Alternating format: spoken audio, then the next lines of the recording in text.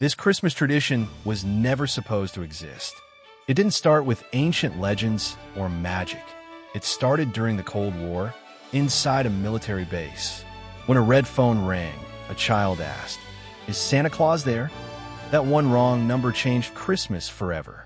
Welcome to Titan 007. Tonight, you'll hear how a simple mistake became a global ritual, and how technology became Christmas magic. This is Santa Tracker. Every year, on December 24th, something unusual happens. Millions of people around the world open their screens and watch a small red dot move across the planet. This is Santa Tracker. Today, it appears to be a modern technology. Maps, satellites, animations. But its origin is not technological at all. It began with a mistake. The year was 1955. The Cold War was at its peak. Tensions between global superpowers filled the air. Inside an American military base known as CONAD, the predecessor of NORAD, a red phone rang. This phone was not ordinary. It was reserved for the President of the United States and top military commanders. Colonel Harry Shoup answered, but instead of hearing a general or an emergency alert, he heard a small voice on the other end. "Is Santa Claus there?" A child had dialed the wrong number. A newspaper advertisement had accidentally printed a military hotline as Santa's phone number.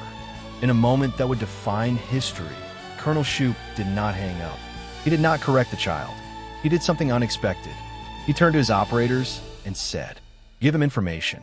Tell him where Santa is." That single decision created a tradition that has now lasted more than 70 years. NORAD was created for defense. Its purpose was to monitor airspace, track aircraft, detect missiles, and protect North America. Radars, satellites, interceptor jets, none of it was designed for magic.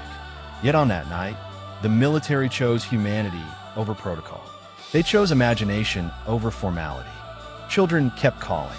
Operators kept answering. And year after year, the tradition continued to grow. NORAD discovered something powerful. Technology built for security could also be used to spread joy. In the early decades, Santa was tracked using radar systems originally meant for aircraft and missiles. Thousands of volunteers answered phone calls from children asking the same question.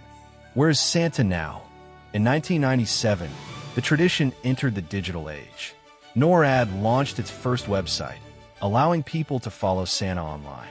In 2004, Google created its own version of Santa Tracker.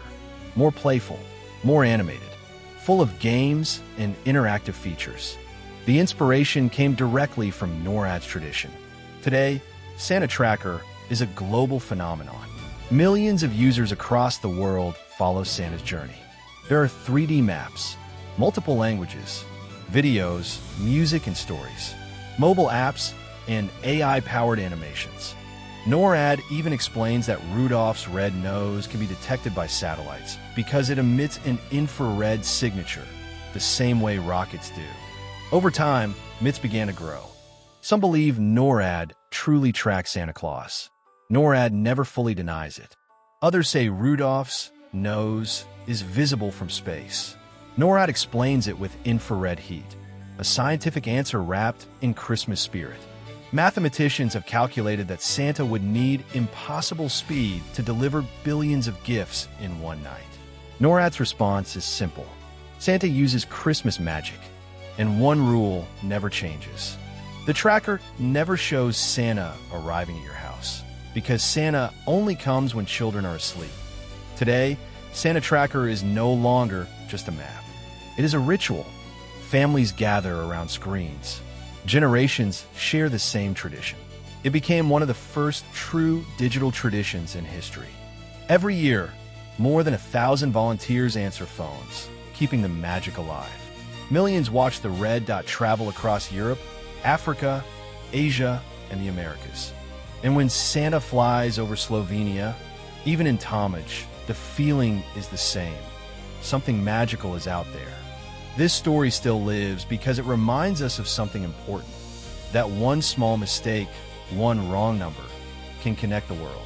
That even a military organization can become a guardian of wonder. That technology is not just machinery, but a bridge between people. and that as long as people believe, there will always be room for miracles.